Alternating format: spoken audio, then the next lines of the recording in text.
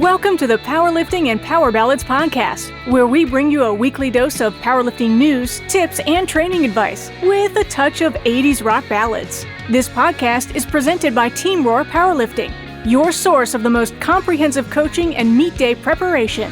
Here are your hosts, Josh Rohr and Lara Sturm. Welcome to episode 182. How are you, Josh Rohr? I'm good. How are you? I'm good. Awesome. So, I think we talked about last week or the other week, one of these weeks, that I'm doing a rack height conversion chart. Yes. I finally had people submit some things, but two of the submissions for the same rack started out the same measurements and then they started varying. I think it's user error because it was also the exact same year that it was purchased brand new. So I've asked those two individuals to resubmit that, but because of that, I'm going to ask everybody, continue, yourself included, who has not yet done so, to go ahead and submit the racks again, because I would like to ideally have 5 measurements for each rack from 5 different people, just for quality insurance purposes, to make sure that, if one person measures wrong, it should be the outlier, not, if I just have one person measure wrong and that's the only one submitted, that's going to be wrong on the chart. So again, crowdsourcing it, everybody assumes somebody else is doing it, but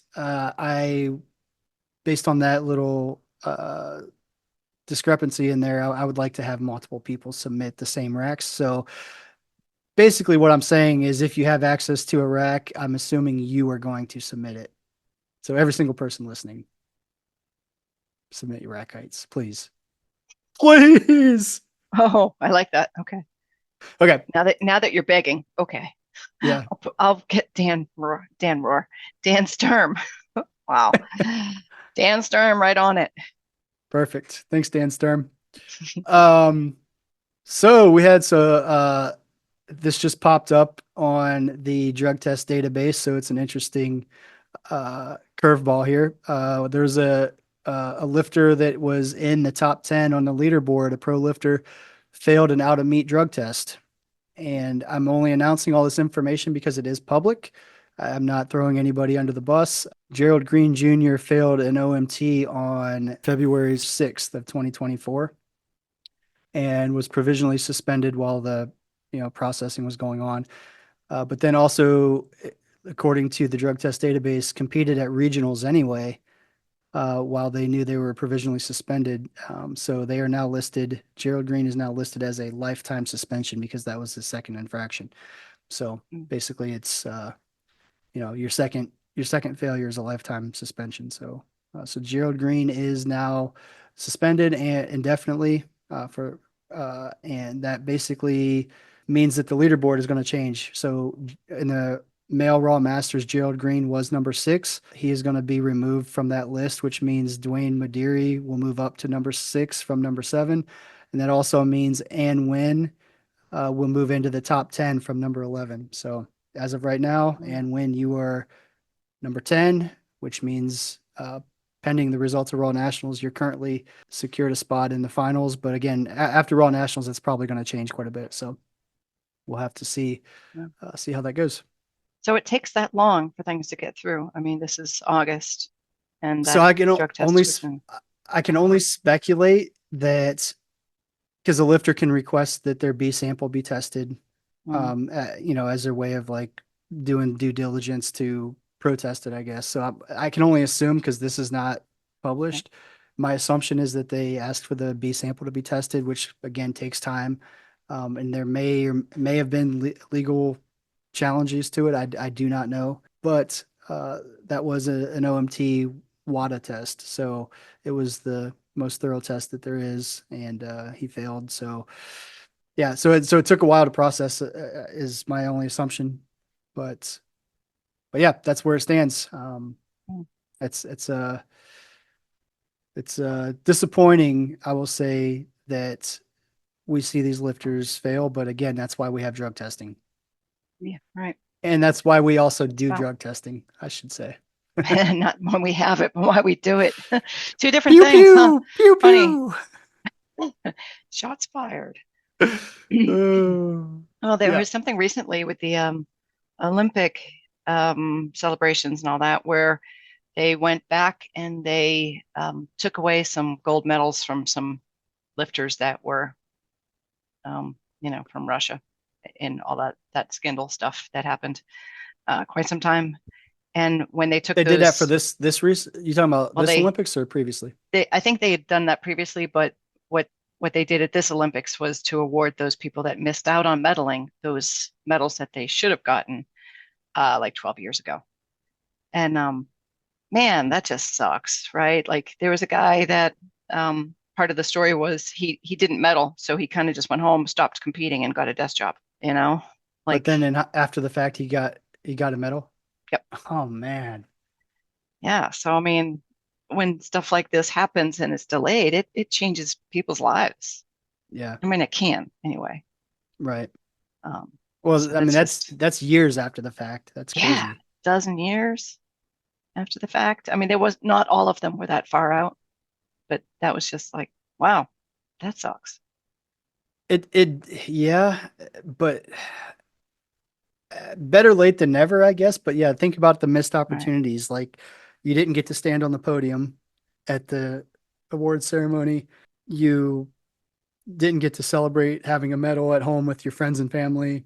Mm, But after the fact, like now you do.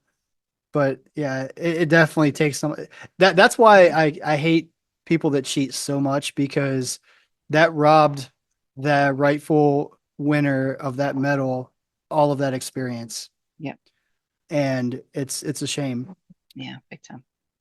All right, moving on. All right. So anyway, so at Raw Nationals, this we are teaching the USA Powerlifting Senior National Coaching Certification course, which is the level 2 course.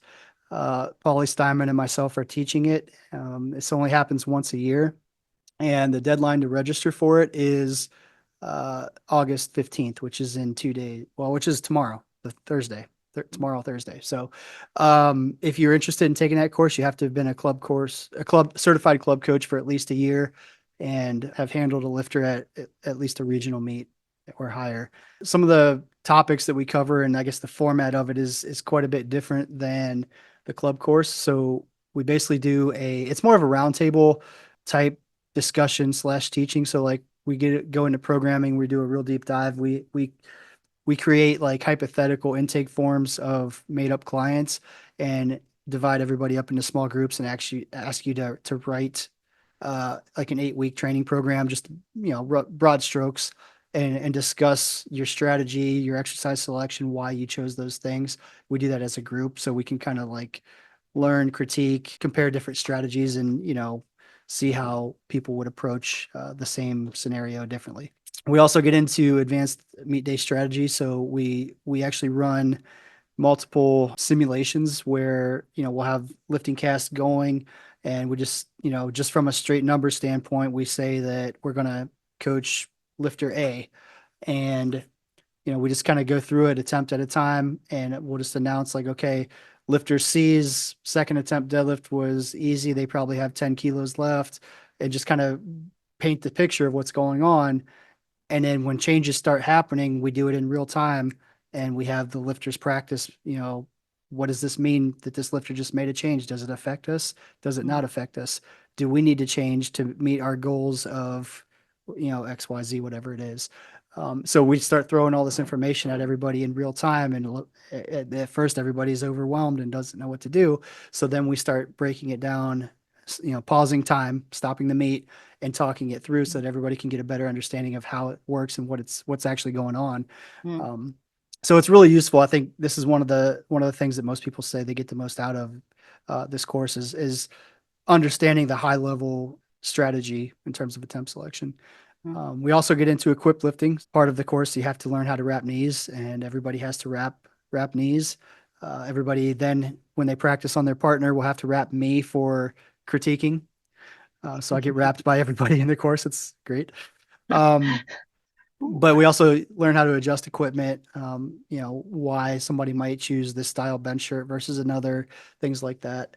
And then the other part of this course is everybody after the actual course, which happens on Wednesday before Raw Nationals starts. Part of the requirement is that you have to shadow one of the senior national or senior international coaches at Raw Nationals coaching one of their real athletes. So they basically just take notes, and they actually have to write up a report on what they observed, what were some of the things the coach did well, what were some of the things that they created, that what any problems they ran into, things like that. And it's not to criticize the coach, it's to let them experience how it actually is so that they can then, learn from that going forward. So it's pretty, and we grade that. So like they're right up, we grade them, because if they just say everything was good, you're not going to pass the course. You have to give detail of what you witnessed, some of the things that were happening, things like that. So it's really in depth, and a lot of people really get a lot out of it. So again, if you're interested in taking that course, the deadline to sign up is Thursday, August 15th, and you can find that registration link on coaching.usapowerlifting.com. So, all right, the moment we've all been waiting for, karaoke songs. Yay. Wow. Don't bring me down, Laura. I'm pumped about this. Yay. All right. So here's what we're going to do. Geno and Sherman gave me their list in a live interview that we recorded this past Friday at Quest. And I have the video and audio that I'm going to actually put into this podcast. I don't know what their songs are off the top of my head. They told me, but I don't remember. I didn't write them down. So they are going to be, I'm going to insert their list right here. Did a few of these songs at the karaoke. The Japanese love their karaoke. They don't play. And the first one would be Sherman. You may know some of these were from the same era, probably. A song called "Can't Explain" from The Who. There's another song I like to do called "Sympathy for the Devil" from the Rolling Stones. And then to bring it up to a little bit more current times, there's a song called "Are You Gonna Be My Girl" from Jet. I'm not sure when that came out, maybe late 90s. And then there's a song called "Lit Up" from Buck Cherry. Do you all know that song? I know that song. And yes, I'm all lit up again. I am. Anyway, you know that one. I am very impressed that he knows that, especially for a guy that loves Billie Jean. Nothing. Hey, nothing wrong with that. Tread lightly. And my number 5 would be any song from U2. As I've told Sherman, I'm a big U2 fan, and if I had to name a couple, I'd like to get up there and try. I've sang in the shower, I guess, Where the Streets Have No Name or Ultraviolet. I've sang them, in the car on my way to the next powerlifting competition. So, but those I would love to get out there and sing karaoke at any state, any country, any bar on the planet. I'm always willing to do some U2. I'm gonna probably have to go towards the baritone kind of guys. That's kind of where I think I fit in. Johnny Cash, "Ring of Fire." That's a solid song, man. That's a solid song. Really, really like that. You sang that at karaoke at my house one time. Yep, and I really enjoy that song. That song has been around forever, and it's an awesome song. Outlaws, "Ghost Riders in the Sky." That's another one that I really like. "Burning Sky" by Bad Company. If you guys don't know who Paul Rogers is, that's somebody that you need to know, because that's a bad man. Fabulous. That dude was awesome. So probably another one I probably sang around the house. Probably my wife seems to like it. "Can't Help Falling in Love with You" by Elvis. That's another good one. The king himself. The king. And then Lou Rawls, "You'll Never Find Another Love Like Mine." And if I could jump in, I just thought of another one that I sang quite often live and at karaoke. It's a song from The Doors called "Roadhouse Blues." Oh, that's a good one. Keep your eyes on the road, your hands upon the wheel.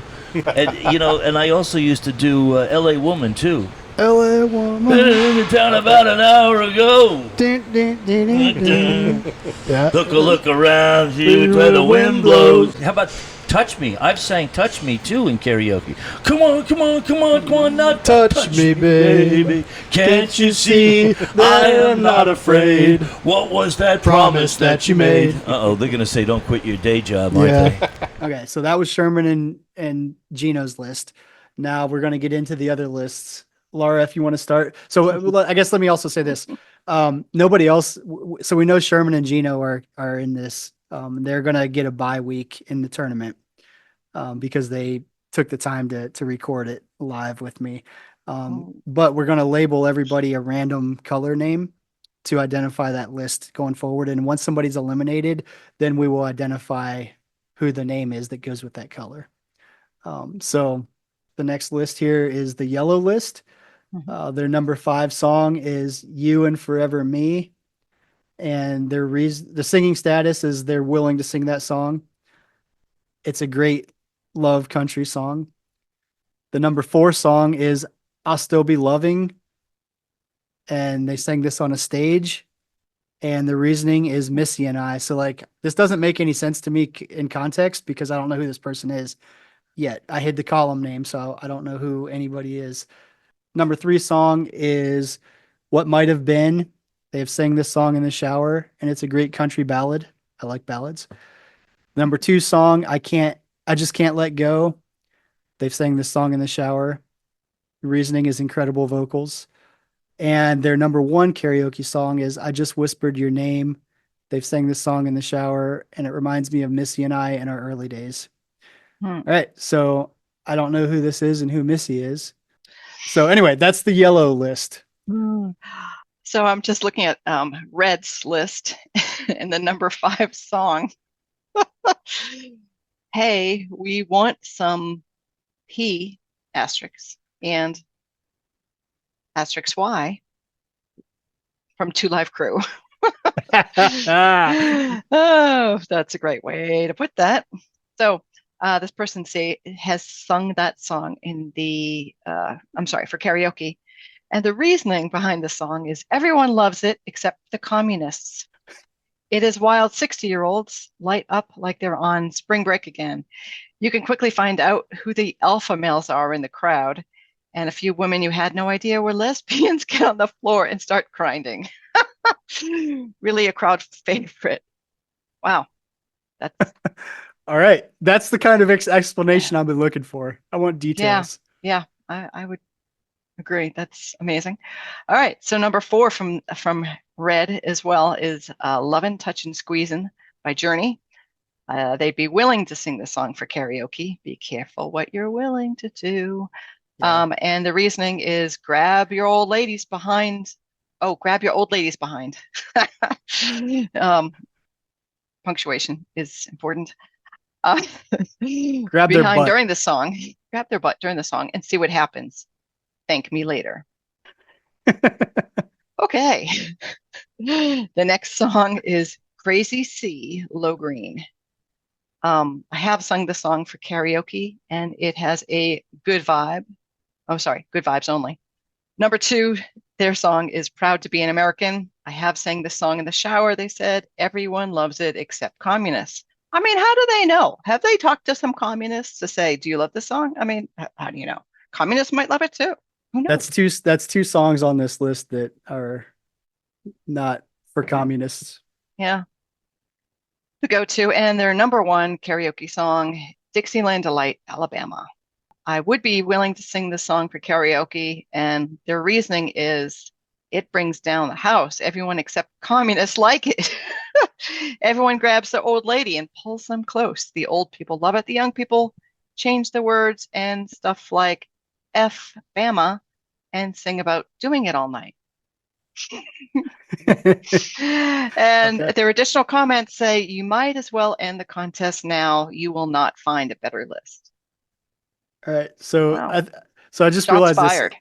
Yeah, shots fired. So we assigned the colors randomly. Like ChatGPT did it completely random. And it's funny that this is the red list because isn't red often associated with communism? True. Yeah. Coincidence? I don't know. I think it's hilarious. Not. Anyway, all right. Our magenta list is number 5 is I Want It That Way by Backstreet Boys. They've sang the song, and the reasoning is you got to have one teen bop. You got to have one teen bop music that everyone sang along to, but not everyone will admit to doing so. That's true, I guess. Number 4, You Don't Know How It Feels by Tom Petty. That is a great song. That's a great karaoke song. They have sang it karaoke, and you got to have one Tom Petty song as the reasoning. Here I Go Again by Whitesnake. That is also a great song. That's what they have for number 3. They have sang it for karaoke. 80s hair band Music Rocks is the reasoning. Sure. Number 2, Journey Don't Stop Believin'. They have sang that song karaoke, and reasoning is because it's Journey. And their number 1 karaoke song is Walk This Way by Run DMC and Aerosmith. They have sang it karaoke.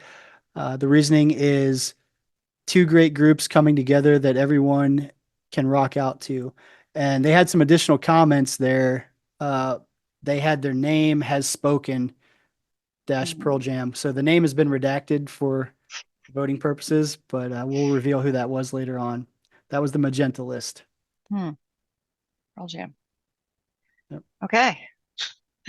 All right. So the next list is from Brown, and their number 5 song is Sublime, What I've Got. I have sang this song for karaoke, says this person. The reasoning is it's an overall fun song with a challenging pace, plus I love Sublime. It's a good reason. Yeah. The next song on their list, number 4, is The Doors, The End. Sang this song alone while hammered. And if you're familiar with that song, that's pretty appropriate. The reasoning from the song is love the Doors, and this one, depressing, has personal meaning for me. Number 3 on that list is Hall & Oates, Rich Girl, and says I have sung this song for karaoke, and the reasoning is my first ever karaoke song ever, and went along with the time in my life. And the number 2 is Pink Floyd, Wish You Were Here. Great song.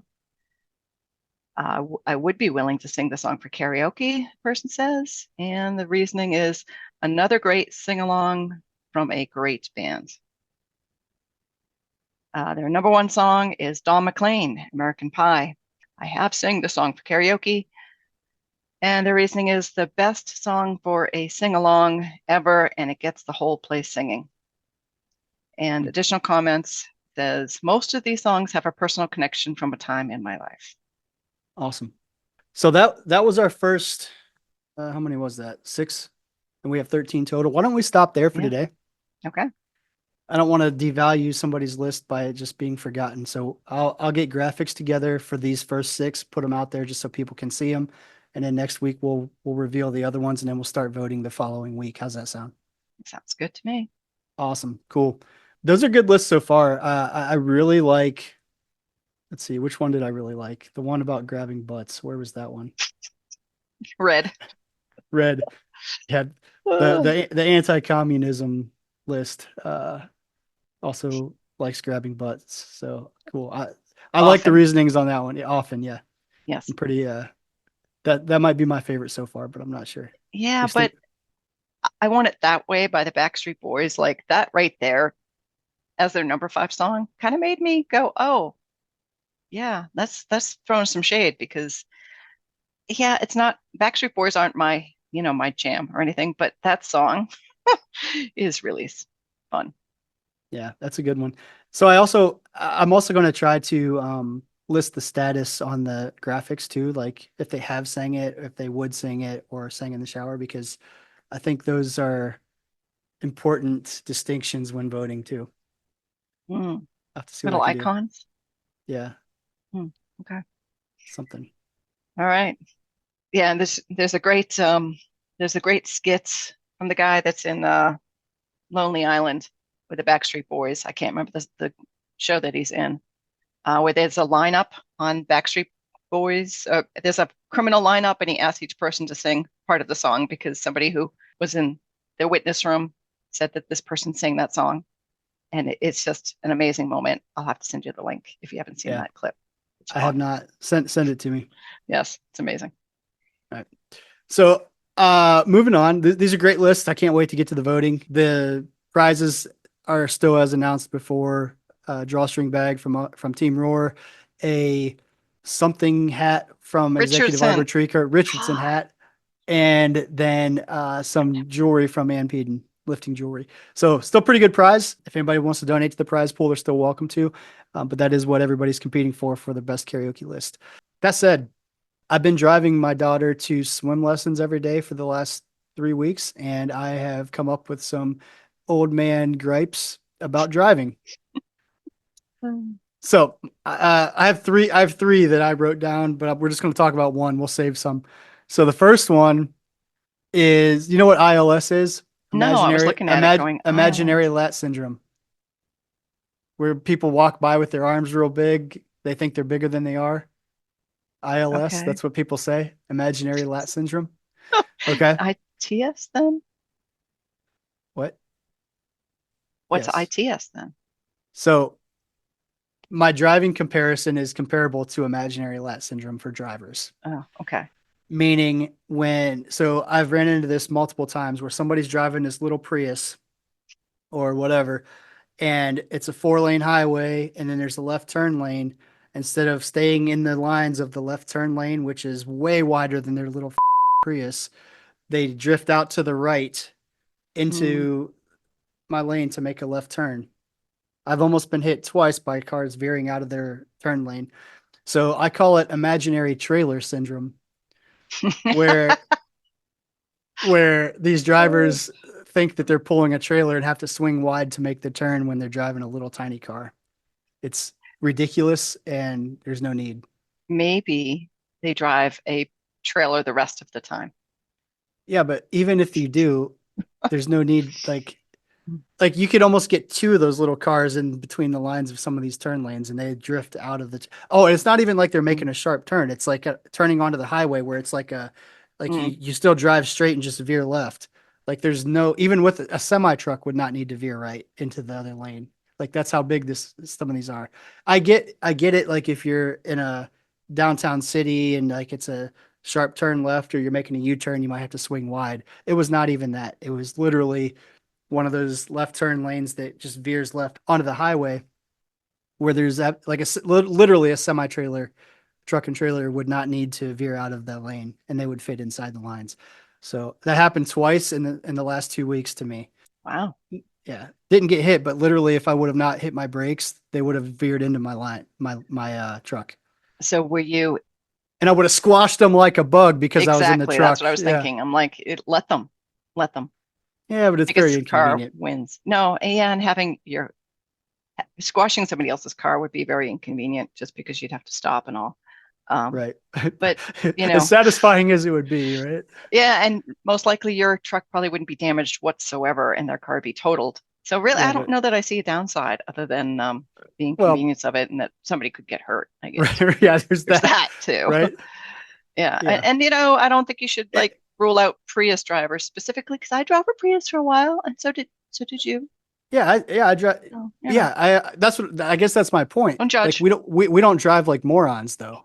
That's my point. It's not Try about not the to. car. I mean, I'm it's sure I about have. it's literally about the driver. Yeah. There's that. So- Oh, sorry. Anyway, that's my gripe. I definitely I'm settling into my master's designation. Like I feel like I'm just grumpy and like Oh, because you hit 40. Now you're the grumpy old man. yeah, I mean, I'm 41 now, so like I've had a Oh, year of oh my gosh. You're so I've had a old. year of I know. I feel like I've been a grumpy old man for like 10, 15 years though. You're like the oldest 41-year-old that I know. Yes, I agree with that. Oh, that's so true. Yet somehow still one of the most immature. I don't know. I think it kind of goes It's a paradox. hand in hand. Yeah, it's strange. So are we going to only hit one of your driving pet peeves this week and save? Yeah, we'll some for save the another week? rest. We'll save the rest. Okay. All right. Yeah. That sounds like a lot of fun. I have a pet peeve too that's related to one of yours, but I'll wait. Oh, it's related to one that I didn't talk about yet. Yeah, exactly. All right, we'll save it. Okay. Cool. All right. So Powerlifting situation. All right, let's do it. All right. Here's the situation. You're in a close competition at nationals.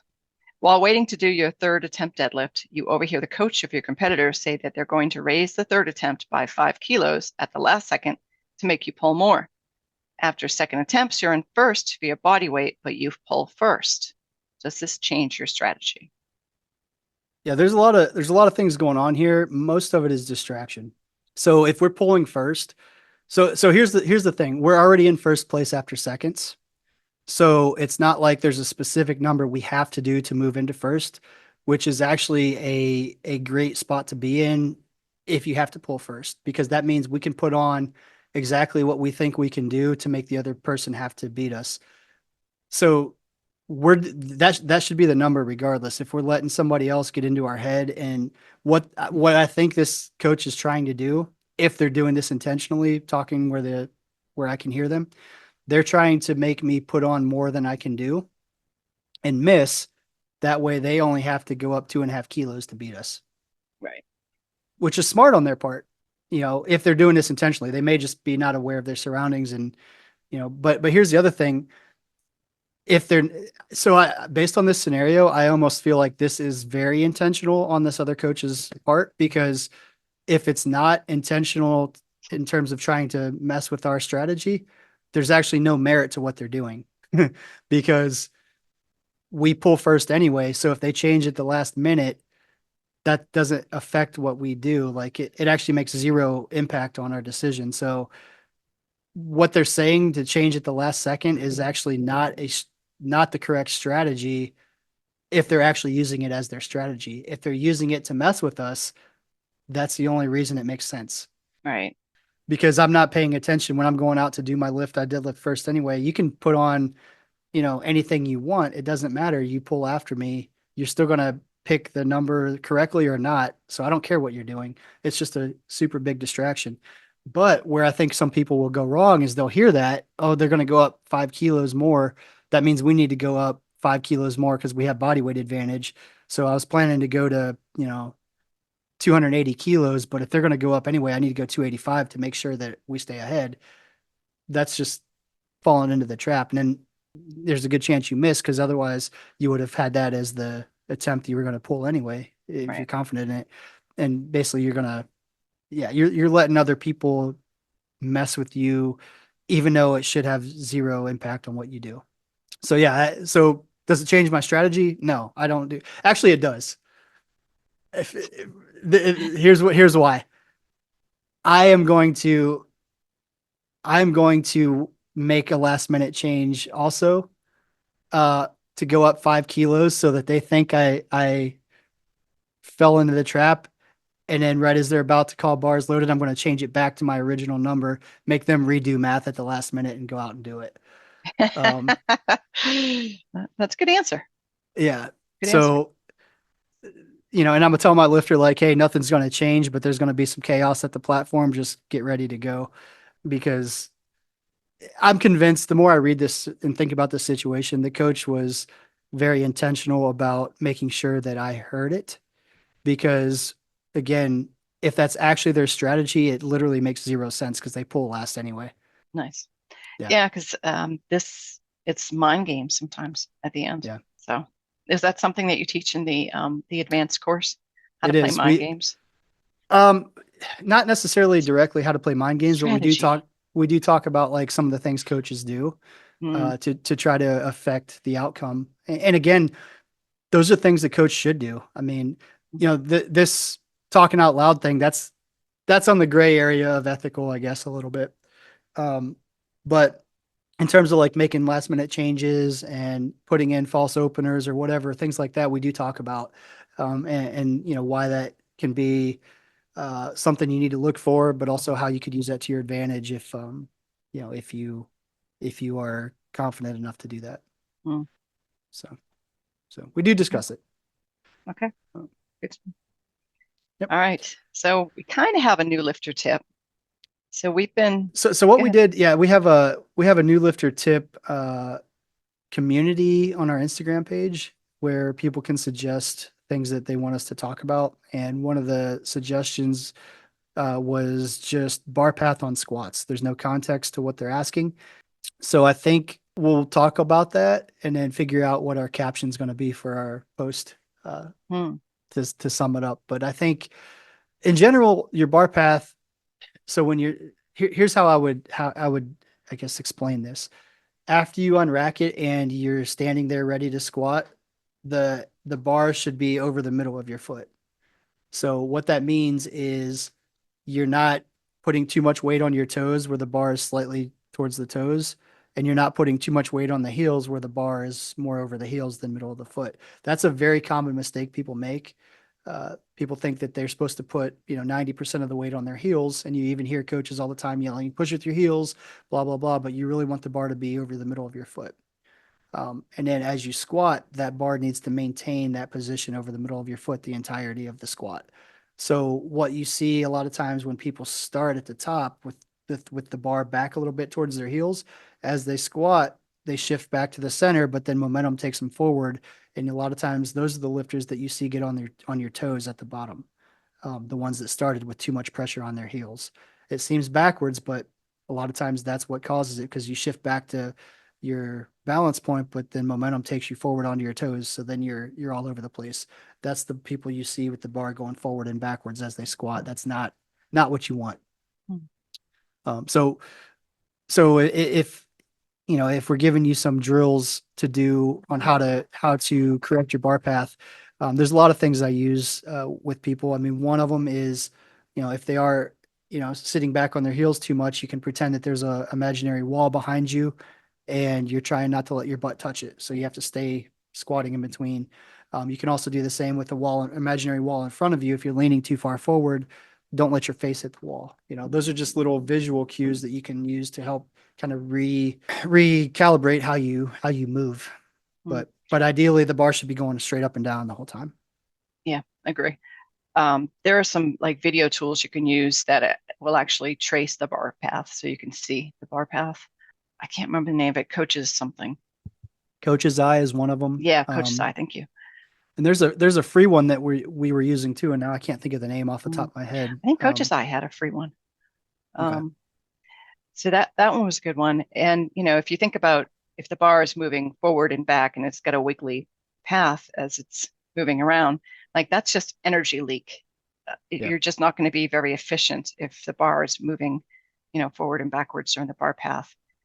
You just want to stay straight up and down because that's where you're going to be the strongest. It's very hard to maintain maximum effort pushing up when you have to dedicate focus and energy on rebalancing. Yeah. So. Yeah. Super true. Yep. Cool. All right. That's all I have. That's all I have. No way. Awesome. Hey, real quick, paper, rock, scissors.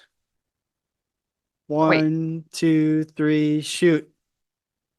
Gun wins. That wasn't a choice. All right. That's all we have for today. We'll catch you next week.